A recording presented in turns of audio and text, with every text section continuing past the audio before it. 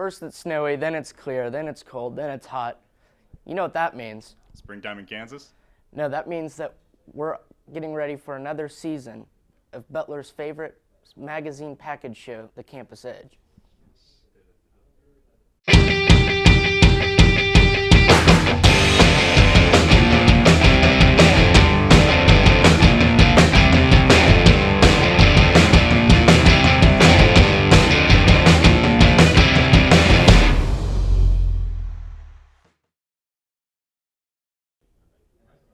Welcome to the first episode of the Campus Edge for Spring 2022, produced by students and for everyone, students included.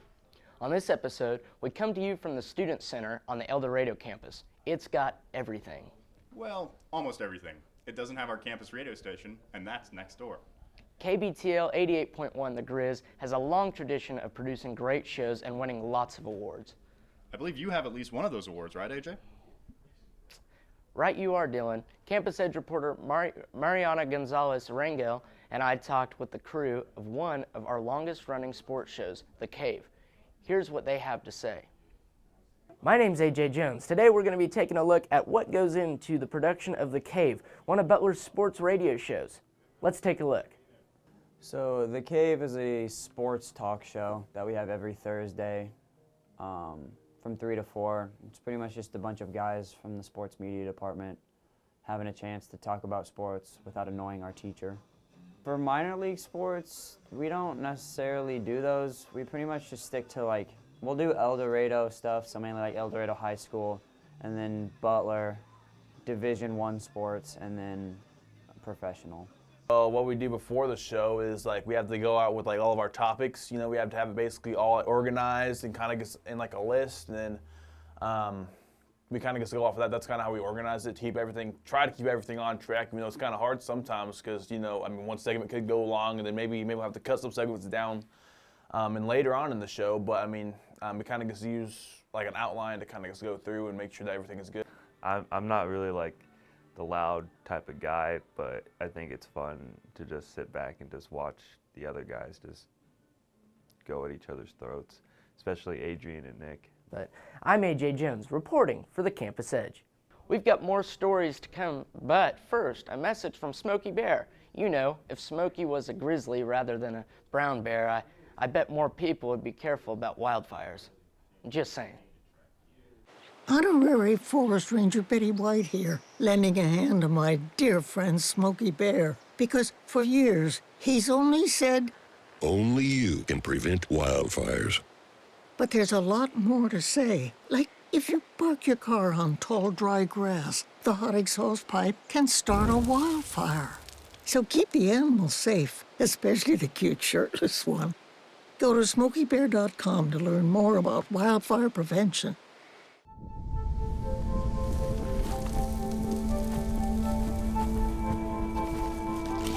Eva Marie smoked 12,000 packs of cigarettes over 15 years. She quit, and now there's a new lung cancer screening that could save her life. You stopped smoking.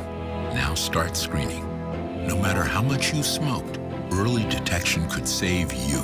Talk to your doctor or learn more at savedbythescan.org. Recently, the FCC announced the end of landline telephones. What are landline telephones? Are they a new kind of smartphone?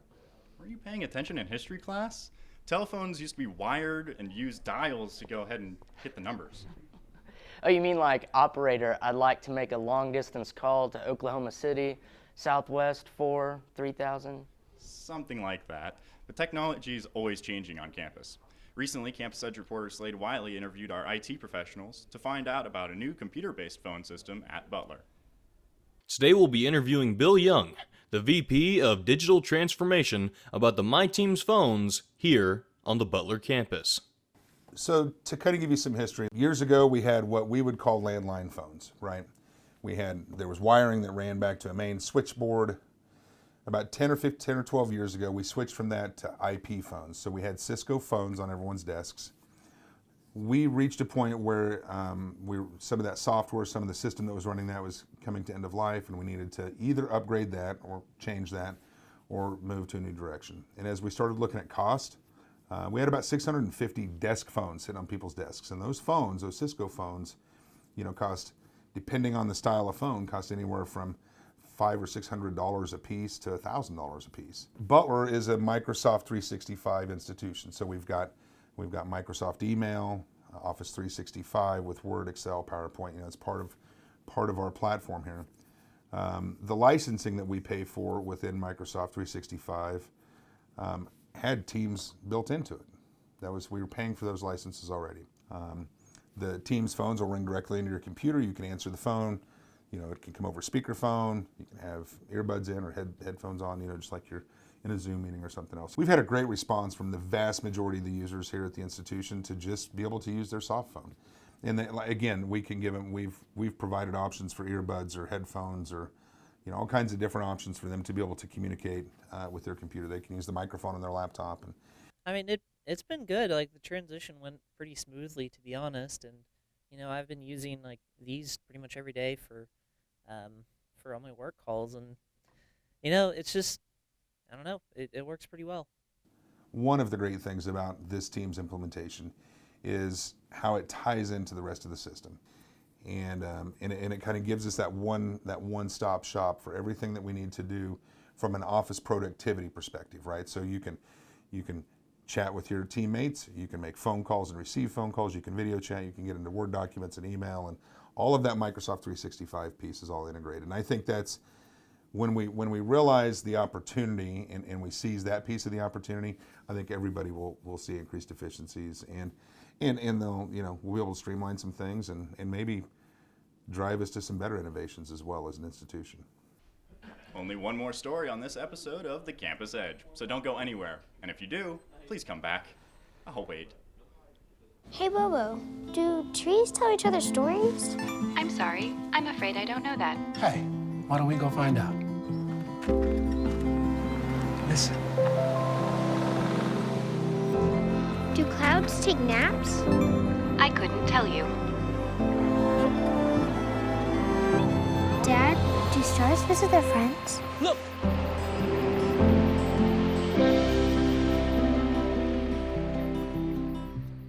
When I was your age, I was just like you, fascinated by stars.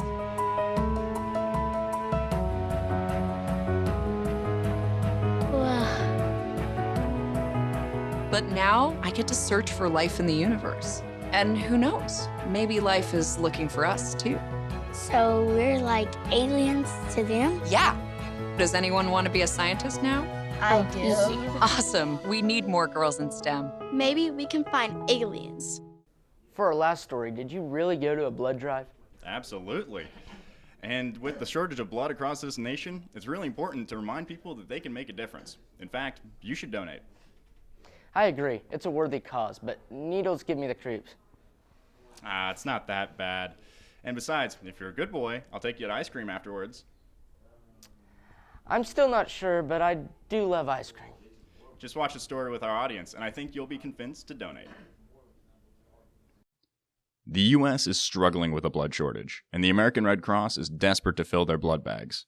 Considering nearly 40% of blood comes from the American Red Cross, it's fair to say America is bleeding out. Luckily, there are many ways for you to help out. Of course, you could always donate blood. The process is quick and easy. After setting up your appointment with the Red Cross, you show up to the blood drive. There, you'll check in and fill out a bunch of personal information. They'll prep your arm and then stick the needle. Now, if that last part sent you packing, there are still ways to help out. The Red Cross is always looking for volunteers.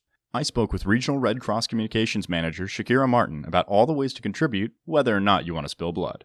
Head over to our website, and we are always looking for some type of donation for our mission with human service in general. That would be a good place to start. And the cool part about the pandemic, it's allowed us to figure out life in a different perspective and in a different way. So if you are someone who is still isolating and staying at home, but you want to volunteer to some extreme, you can volunteer virtually. Like, that's where we're at in 2022. There's always an opportunity for you to donate and do what it is that serves you as a human to join the mission for a bigger cause, which is, reaching out to the next next man and providing whatever help it is that they need. If you want to learn more about donating, head over to redcrossblood.org. No matter how you choose to give back, remember that your actions give hope to those who need it the most. And that brings us to the end of our first episode of the season. Thanks to the El Dorado Campus Student Center for sponsoring us today. Our reporters and crew are already working on stories highlighting great things about Butler Community College and the area. And if you want to see this episode again, tune in to weekdays on BCTV Channel 20. Or you can check them all out on our YouTube channel, Butler Student Media, their permanent online home. So for all of us in the Mass Communications Department, this has been The Campus Edge.